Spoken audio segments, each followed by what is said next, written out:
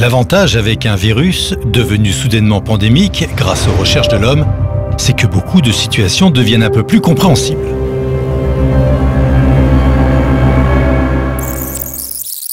On comprend mieux l'urgence de ces hommes d'affaires qui organisent des faux journaux télé avec des vrais professionnels de tous les secteurs afin de gérer une pandémie annoncée et attendue. Un événement sous la gouvernance de Bill Gates et du Forum économique de Davos qui rassemble les plus gros industriels de la planète. Depuis 50 ans, cette organisation utilise toutes les problématiques de nos sociétés, de la pollution au réchauffement climatique, en passant par les catastrophes humaines ou naturelles pour les diriger vers un seul objectif. What we want to do in Davos this year in this respect is to push the reset button. Cette organisation internationale annonce le Grand Reset. On y retrouve Bill Gates et sa fondation. Un programme de 460 millions de dollars vient d'être monté pour faire face aux épidémies. La prévoyance chez Bill est une seconde nature, surtout quand il s'agit de combattre des virus. Le fondateur de Microsoft doit en garder de mauvais souvenirs. Un grand reset vers un gouvernement mondial, atelier en rêve, ce virus pourrait l'aider. Je pense qu'il faut viser le gouvernement mondial comme une stratégie. Et d'ailleurs, quand les gouvernements parlent du G20, c'est une illusion, une sorte de retard avant le gouvernement mondial. On va vers ça. Est-ce qu'on ira à la place de la guerre ou après la guerre? Je ne sais pas. Mais c'est ça qu'il faut viser. Serait-ce donc une guerre bactériologique? Bill, sans attendre, prend les devants. Il dépose en 2018 un brevet qui va faire le lien entre des nanoparticules et la crypto-monnaie. On y est.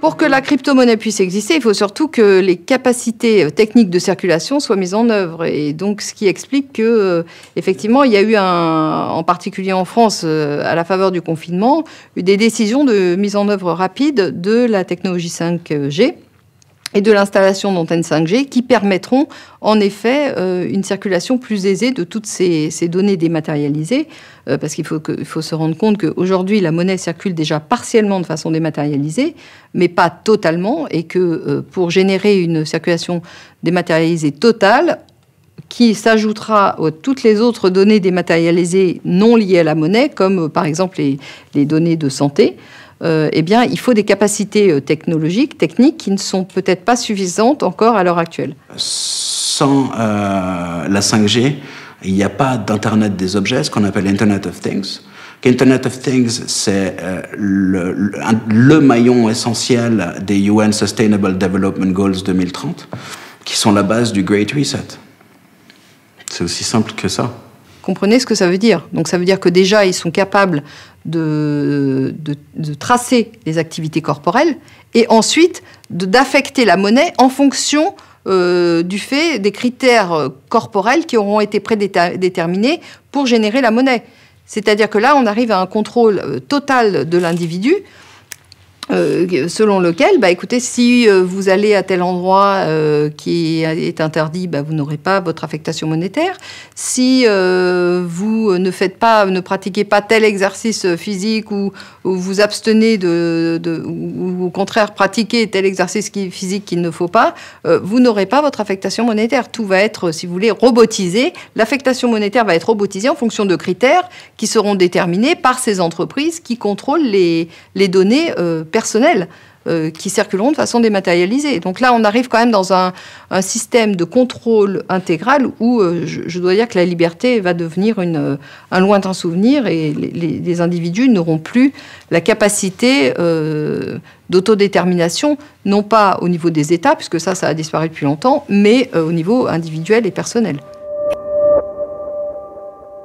En fait, ce qui se passe devant nous, une crise sanitaire certes, mais une crise fondamentale des pouvoirs financiers dans lequel le banquier traditionnel, celui que l'on dépeint toujours comme étant le mauvais garçon, deviendrait même le petit agneau qu'il faut défendre. Ça veut dire qu'avec des moyens techniques adaptés, à un moment donné, l'argent liquide n'aura plus vraiment de nécessité. Le vecteur qui permet le paiement en ligne, c'est votre téléphone mobile. Le téléphone mobile, aujourd'hui, avec une norme qui s'appelle NFC, permet en fait un paiement sans contact. Le sans contact, c'est un sujet Covid. Pas de contact avec les vecteurs qui vont porter le virus. Pas de contact avec le billet de banque qui peut et qui a été certainement dans toutes les mains. Donc, au final, notre carte de crédit et notre téléphone mobile, c'est un sujet extrêmement important. Si jamais l'argent liquide disparaissait au niveau mondial et que le téléphone mobile était le simple élément de paiement, on basculerait dans un autre monde qui serait le monde de la donnée. Mais le monde de la donnée pose un problème, qui est un problème de l'intimité de l'être humain et de sa liberté absolue et de son libre arbitre. Ce téléphone mobile, quand vous le portez dans la poche et que vous payez avec, que vous auriez tendance à payer avec, évidemment, contient d'autres capteurs. Et parmi les autres capteurs, il a une petite puce Bluetooth. Et Bluetooth, c'est ce qui a été exploité dans l'application Stop Covid. C'est un sujet qui est fondamental parce que pendant la phase Covid, au mois de mai de cette année, certaines personnes, ce n'est pas tout le monde, d'après l'enquête que l'on a pu mener, ont reçu sur leur téléphone Android le suivi de leur activité. Google avait suivi leur activité et leur faisait un rapport de contrôle. Mais Google n'est pas l'État. Google est une société privée. Quelle est l'éthique de cette société privée? Quels sont les projets de cette société privée? L'un des projets de Google, clairement établi, et du groupe Alphabet, c'est l'immortalité. Parce qu'Elon Musk a annoncé la capacité d'influer sur l'esprit humain dès l'année prochaine, après avoir fait la semaine dernière un test d'implantation d'une clé USB dans le cerveau d'un cochon, autour de son projet Neuralink. Personne, ou très peu de monde, n'a posé le sujet éthique. La manipulation de la conscience de l'extérieur, dans un monde qui cherche l'immortalité. Comment expliquer que le fondateur de Twitter ait investi $1 milliard dans la Covid? Comment expliquer que ce jeune homme a créé une start-up spécialisée dans le numérique? De Twitter, il passe à Square, une start-up spécialisée dans le numérique en 2016 et qui va enflammer la bourse pendant la pandémie.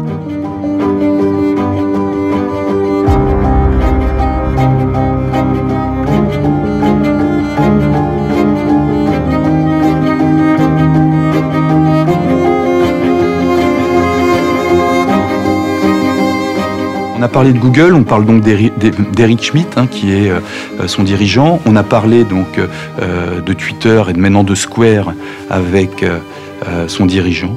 On les retrouve étonnamment dans un institut, et cet institut s'appelle l'Institut Berggruen. Bienvenue dans un monde rêvé, qui veut changer le monde, mais surtout qui veut transformer l'humain. Avec de l'intelligence artificielle et de la biotechnologie, un monde d'après en quelque sorte. Les démocraties sont donc appelées à disparaître. Je vous présente les candidats à cette transformation.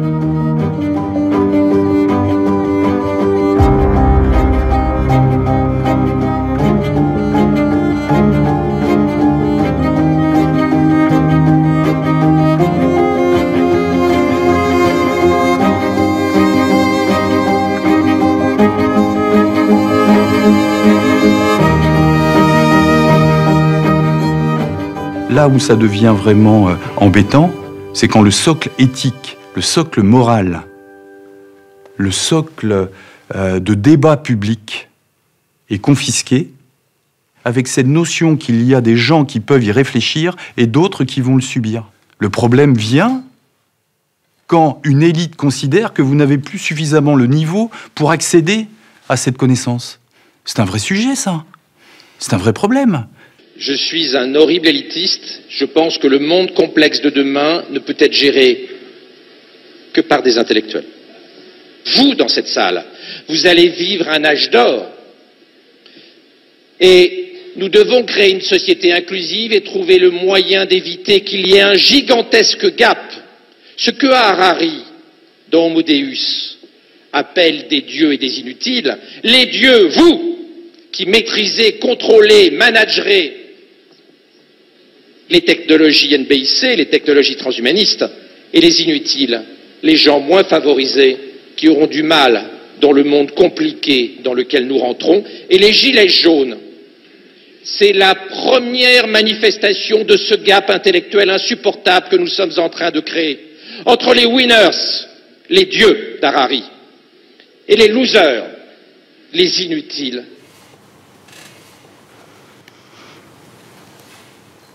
Mais c'est effrayant. Médecin. Médecin.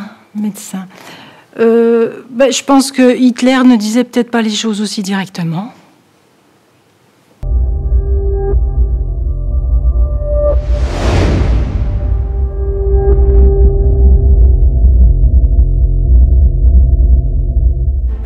Un virus qui a donc terrorisé le monde à une exception près, la bourse. Cherchez l'erreur. Fin 2019, la crise économique était pourtant bien là. L'arrivée du corona fera pleuvoir des centaines de milliards d'euros et de dollars, soulagement de la population.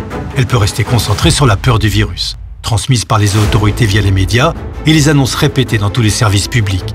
Sur le front en France, la résistance commence à sortir du bois. Alors que je boucle mon enquête au pied levé, je découvre une lettre du 25 octobre écrite par l'un des représentants du plus grand gouvernement mondial qu'est le Vatican et dont on connaît l'influence diplomatique. La lettre est signée par l'ancien ambassadeur du Vatican aux États-Unis. Ses propos me glacent. Le président Trump comme ultime recours face à une élite mondialiste qui agit dans l'ombre. Il est temps que je m'arrête. Je vous écris au milieu du silence des autorités civiles et religieuses. Un plan global appelé Great Reset est en cours. Son architecte est une élite mondiale qui veut soumettre toute l'humanité. Derrière les dirigeants du monde, qui sont complices, et les exécuteurs de ce projet infernal, il y a des personnes sans scrupules qui financent le Forum économique et mondial et l'événement 201, faisant la promotion de leur agenda. Monsieur le Président, j'imagine que vous savez déjà que dans certains pays, la grande réinitialisation sera activée entre la fin de cette année et le premier trimestre 2021.